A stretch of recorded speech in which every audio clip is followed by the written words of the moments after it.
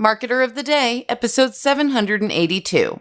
Purpose, passion, reinventing, rediscovering, and realigning yourself with Barbara McCollough and Lorna Lyons. Hey, we are talking with Barbara McCollough and Lorna Lyons. We're going to talk about, no matter what your age is, how you can still have the best years of yourself ahead of you. You can reinvent yourself. You can achieve that self-discovery, identify your strengths, get deeper into yourself, and achieve anything at any age. We are here with Barbara McCollough and Lorna Lyons. Glad to be talking to you both. Thank you. Thanks for having us. Yeah, it's great to be here. Glad to have you. And so with all the things happening in the world and how there's always that discussion of like who knows what middle age is anymore, who knows what old age is, where you have all these possibilities. Things can be done remotely, things can be done as far as like medicine, and people are living longer. It seems like when I was a little kid, I felt like by the time I was 60, that would be it. But then I know so many people now who are in their 60s, 70s, older, who are like just now starting. They're just now having fun about, well, they're embarking into some new career or some new hobby, and it's exciting, right? It's exciting, especially for people like me, thinking like, man, in decades to come, the wheelchair years maybe don't have to happen. We can do anything we want at any age. So this is an exciting topic. And so, what has both of you excited these days? These last 6 or 12 months in both of your work in achieving the most we can. What has you pumped up, riled up? Well, if it's okay with you, Lorna, I'll go first. The thing that's gotten me really pumped up is understanding some of what you were saying. And this is a combination of our deep psychological state, our unconscious minds, and the way in which we're programmed. And there's been this enormous change in the fact that we live longer, and we are healthier longer. And so that gives us what is estimated to be like a 30-year bonus on life, which is amazing, beyond what your parents, your grandparents had. But what we haven't fully caught up with yet, even though the conscious mind knows that, everybody knows that, and it's pretty exciting, isn't it? And yet, when you're in the midst of it, you're also faced with having to undo programming, deep unconscious programming about what's expected. So what I've found with a lot of women that I've talked to is this presents itself as a restlessness. Women, we think mostly of women because they also have a certain layer of cultural conditioning. But people who've been doing something, say, as an adult for, say, 20 years, they've had a profession, a job, they've raised a family, whatever, and they start to get a little restless, like basically even tired of what they're doing. But we have a tendency to try to talk ourselves out of it, or we look for external explanations. We might think, and I've had this happen several times, someone who was saying, I'm sort of thinking maybe my marriage isn't right. There's just something not right. Or maybe I should lose 50 pounds, or maybe, always looking for explanations for their state, when what's really trying to happen is something much bigger on the inside, to be able to really recreate yourself. So in order to do that, you need to have tools to go deeper inside and to be able to remove some of that subconscious programming. I don't know if you've ever done anything like, say, writing. I'm a writer as well, and I know this terrain pretty well, is that it will always come up as you face the blank page. It's going to say, well, you're really not good enough. And at this age, it's sort of like, oh, you're too old. It's too late. And so that kind of programming really stops people from pushing through. So that's part of what our program is talking about, is that there are ways to be able to remove, actually, again, it's about removing blocks, but it's, from my perspective, it's going deep inside the unconscious. The models of the mind that I look at is that we use about 5% of our total consciousness. Estimates are 5 to 10%. And the rest is like a huge iceberg, if you will, that we don't really have direct access to. and yet it's the place of the most incredible creativity, the wisdom, intelligence, and there's more and more with the modern advances in brain development that we really understand more about how to go within to that place to harvest really a native intelligence that's inside of us. So that's part of the technology that I've accrued of more than 30 years of working with people in psychotherapy and through coaching. And now there are much more direct routes to be able to get there and to bring something forward in a productive way. Right. So much to think about the things that are expected of us, the decades of bad thinking that we need to unlearn. And then, like you said, that we only have the tip of the iceberg as far as our consciousness. And there's all the subconscious, some baggage and some potential we can tap into. So much to think about. And so, like, what does that mean in practical terms? Like, what's kind of the jumping off point? Is it time to, like, take inventory or, like, take some action or figure out a support system? Like, if we say we're getting maybe up in the years, what should we all be doing that the average person's missing? Well, I have a particular take on that. And Lorna, this is where we come together in an exciting way, I believe. My take on that, and because of my background, is that you can't, there's a phrase, if you've ever heard this, it says, even the sharpest knife can't carve its own handle. And so this is the kind of thing that, from my end of it, is having the technology to go deeper into, it's not a conscious thought. I can't plan. I can't come out and say, oh, I want to become this, because we have this vast iceberg that I just described. It's sort of Jungian in a way as well, that when you think of the 5 to 95 ratio, 95 wins way more often than the 5%. The 5% is our conscious mind that thinks we know ourselves. We go, oh, I'm the kind of person that does X, Y, or Z. But that doesn't account for what's beneath. So it's really a matter of having the tools and technology through meditation and through a certain kind of meditation that allows you to have access to that 95%. And from that, you can remove the blocks. I just want to say one thing about one of my favorite stories about the vastness of our unconscious mind is, if you probably had a pebble in your shoe when you were a child, right? You may not remember it, but chances are you had a pebble in your shoe, right? And so your unconscious mind knows where that pebble is now, which is incredible to think about. I mean, it's that's what we house inside ourselves. So imagine, by definition, we can never know everything that's in our unconscious mind, nor would we want to, by the way, because it would be like having your whole computer on the desktop. That we would be dysfunctional. It would be crazy, right? So, but like the computer, we have ways of accessing what's beneath the surface. And so that's what a regular practice of meditation and going within can do. Now, I would like to just switch here, because I could talk a lot about what's available in that inner source. But the thing that Lorna and I have come up with is, she and I both go to the same level, and she comes at it from the opposite direction. So you can describe what that is. Thanks, Barbara. So yes, we both seek the same goals. I have absolutely the same vision that Barbara described about this sort of third age and this incredible wealth of skill set and opportunity that we have to still engage with the world and mine what we really feel drawn to do. But in my case, what I developed was something called the Power of Purpose, which is a program in which I help people actually come at it from the outside in by taking some national tests that address your skill sets and sort of what you're naturally good at.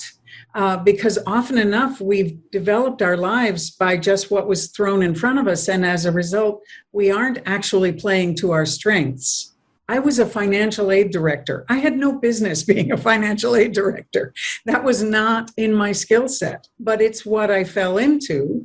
And so I had that same transition at a certain point in my life. So I began to see that while I incredibly value what Barbara is talking about that ultimately you should be having this kind of internal conversation, I like the idea that I can sort of prime the pump by helping people to understand what they are inherently good at so that they kind of have that, they're playing to their strengths, and then sort of effortlessly apply those strengths to what you care about.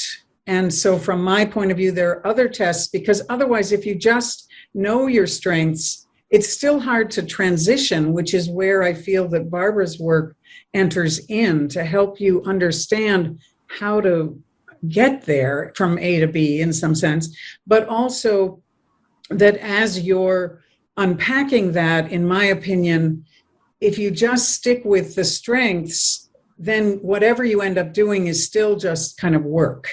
And that from my point of view, if you come at it and also mine what you value, what you care about, then you can effortlessly be in service to what you care about. And from there, my feeling is that you are absolutely happier, and those around you are happier. And depending upon the scale of your vision, it can be very simple. And that will, change your world and that of those around you. And it can be a much larger vision that can sort of have these concentric circles of influence going out. And so we recognized that we are kind of working with the same coin, me from the outside in, but her from the inside out, and that ultimately they work beautifully together. And it's so much to think about like, finding your strengths, and that sometimes we've had to go on this journey of all these years and decades just to pay the bills or figure out what we do or don't like, or that thinking and those actions have led us to this point. But then sometimes when it comes time to reinvent yourself or do something new, or what excited you then gets you bored now, and maybe it's time to kind of reposition or figure out where you're at. But then I like how you said there that there's your strengths part, but there's also like what you value, so that way you kind of get the whole big picture. It's kind of mind blowing. It's a lot to think about. Yeah, but it's beautiful, and it's, to me, and I think to Barbara as well, it's kind of the only game in town at this point. Like, we should all just be playing to our strengths. We get more done. We're happier. The world can be happier. It just feels like it's a win-win to me. And to help us understand this in the academic understanding is good, but to help us to kind of get a more concrete feeling about this, do you have any interesting stories like this of someone that came your way that was like stuck in this way, and then you use the inside out plus the outside in to put them on the right path? Anything like that come to mind? Well, I have one, Barbara. Do you have one that comes? Go ahead. I'm trying to think of one. One of my first clients actually was somebody who had a 6-figure income. She was in her mid-40s in the health industry, and she was always searching and sort of internally, unclear about what she wanted to do. I met her at a Design Your Destiny workshop, like we were both sort of seeking. And I noticed that she was sitting beside me. We went to lunch, and it turned out that she had been struggling with this and working with coaches and working with HR organizations. And over the course of 2 meals and me kind of going into my process with her, I, showed her what I thought her strengths were, applied them to her life, then kind of did continuous coaching and sort of, allowed her to sort of meditate into how that might surface. And within a year, she had completely transformed out of that work into a passion project that I felt like there were just, like lightning bolts all around it of like, this is what you want to do. And all these previous coaches hadn't been able to see it. So yeah, I love the fact that she really found her work and her niche in a whole new chapter of her life that was completely different from her previous work. And why do you think that sometimes you and Barbara succeed when other coaches don't? Go for it, Barbara. Well, I would say from this perspective is because of the area that we both share is this belief, whether you want to call it the spirit or the soul, what is being beyond the ego or the analytical mind, that we all have such a depth that that people are hungry for. I mean, we really look. I mean, this idea that we came here with a purpose. I mean, even Rumi, the 12th century poet, said, we're all created for a specific work, and the desire for that is planted in our hearts. And so that isn't something that comes off the top of our analytical mind. I will tell a brief story about this too, with a woman that recently started to work with me who felt that sense of restlessness. In fact, this restlessness I've used as a term now because in the early days of women's liberation back in the late 60s, early 70s, a woman wrote a book called The Problem That Has No Name. And in it, it's fascinating to look at the history. It was sort of this arising of this restlessness that is also fed by societal forces. And so it took a long time before it was understood that something new was trying to happen in the culture, really. Excuse me.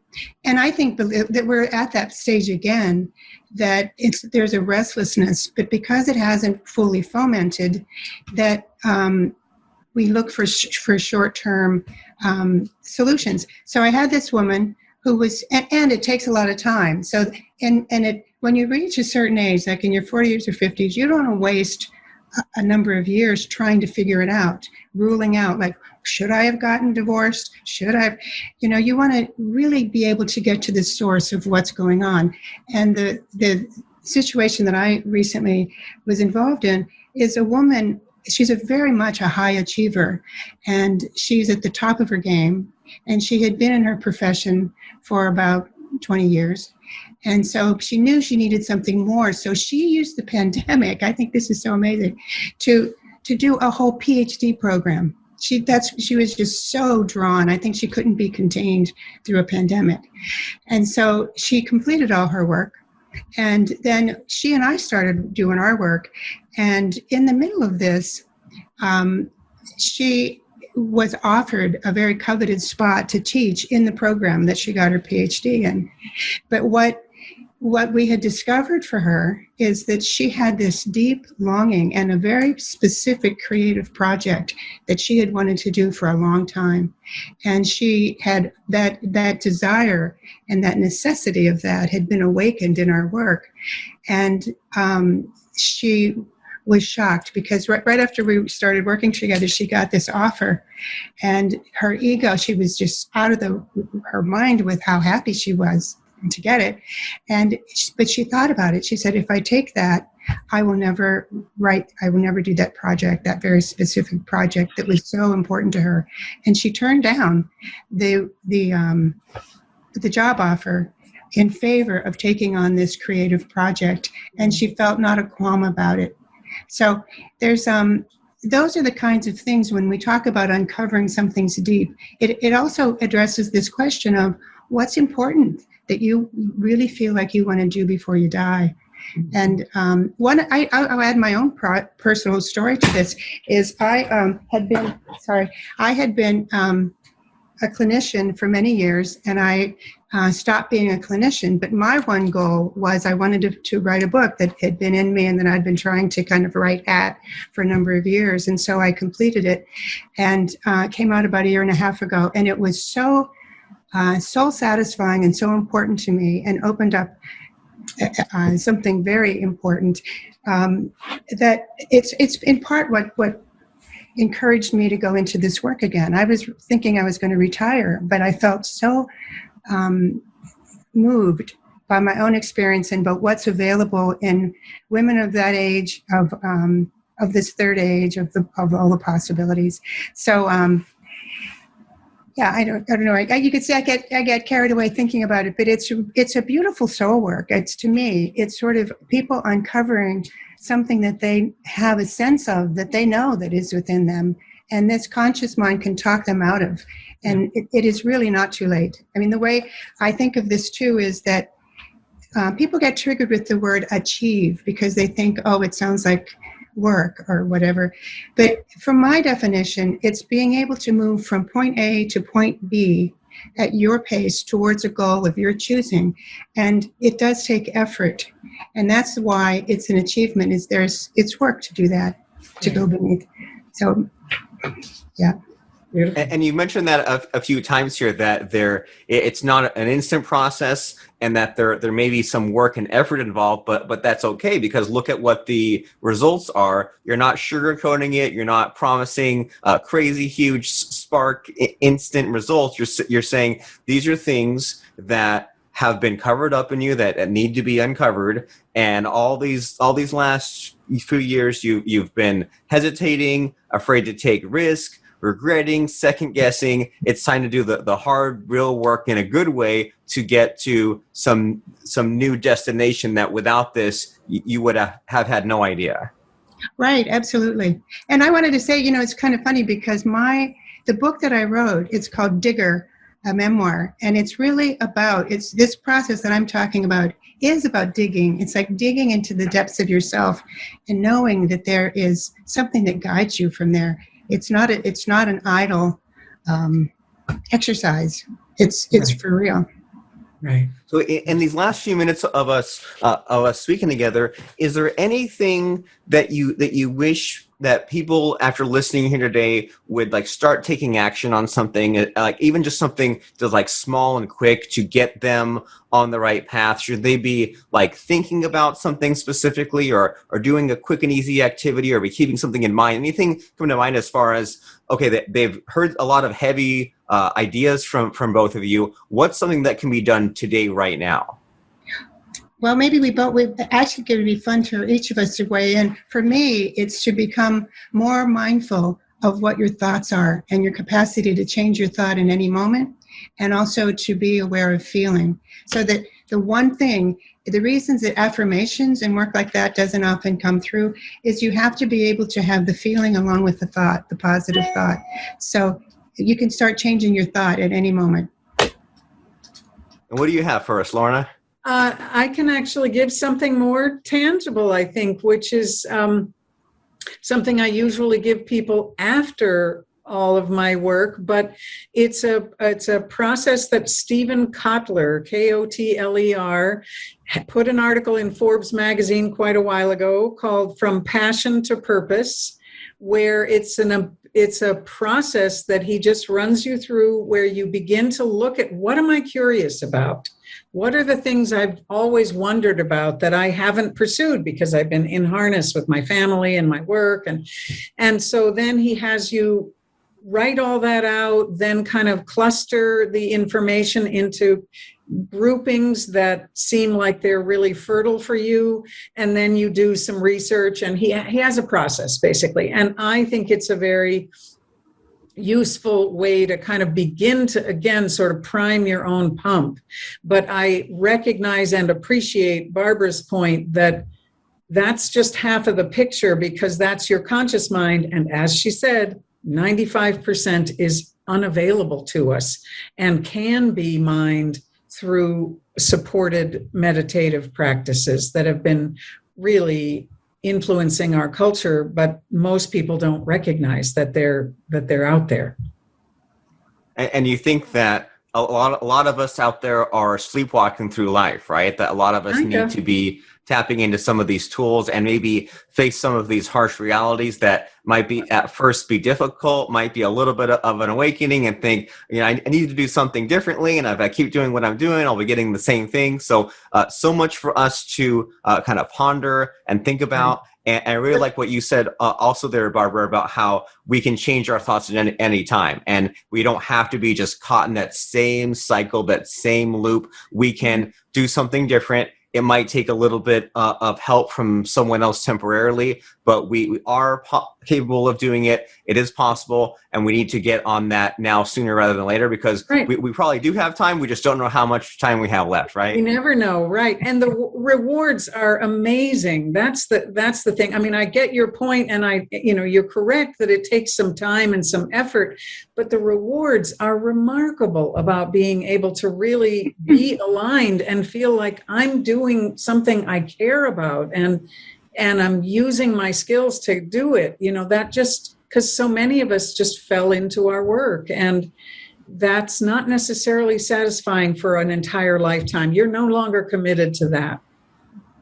Right. Who wants to be a banker their whole life unless that's their passion, unless that's their choice? Exactly. Well, cool. Well, if people are listening to this, watching this, and they say, this all sounds good, I want to be aligned, I want my purpose, I want my passion, what's the next step? How do they reach out to both of you, and how do they just kind of apply some of the things we've heard about here? Go ahead, Barbara. Okay. Well, for me, you could either go to achieveatanyage.com, and I have a mailing list there, and you can sign up and we can let you know about the program that we're developing. Or if you're interested in my memoir Digger, you can go to barbara.mccollough.com and download some free chapters of the book. I think you really like it, and it gives you a sense of what can arise when you pay attention to inner awakening. Yes, exactly. No, her book is incredible, and I really encourage everyone to check it out. It's amazing, and it's our backstory about why we even got to know each other is sort of buried within it. And for me, you can reach me at lornalyons.com. I do many things, and so you want to go up in the navigation bar to more, and you'll find the power of purpose is there. But I encourage everyone to just go through Barbara's portal of Achieve at Any Age, and we will be collaborating together. Cool. That is achieveatanyage.com, barbamccullough.com, and lornalyons.com. And more is right? We're here because we want more in multiple meanings of the word. So if we want more, then it's not enough to just listen to a podcast episode and say, that sounds good, I'll tuck that away and I'll go about my day. No, do more. Go to achieveatanyage.com, go to barbamccullough.com, go to lornalyons.com, but most importantly, Achieve at Any Age is that portal, is that very first place that, in fact, if you are near a computer or a phone, dial it up right now while the podcast is still playing, because you might get distracted by something else in the same way that you let yourself get distracted by your career or something else at an earlier age. Don't let the distractions always win. Figure out those strengths, figure out that alignment. achieveatanyage.com. We'll see you there, and thanks for you two for stopping by. Thank you so much, Robert. That was a perfect wrap. Thank you so much. Awesome. Thanks for listening to today's program. Start from the beginning or view past episodes at marketeroftheday.com/episodes.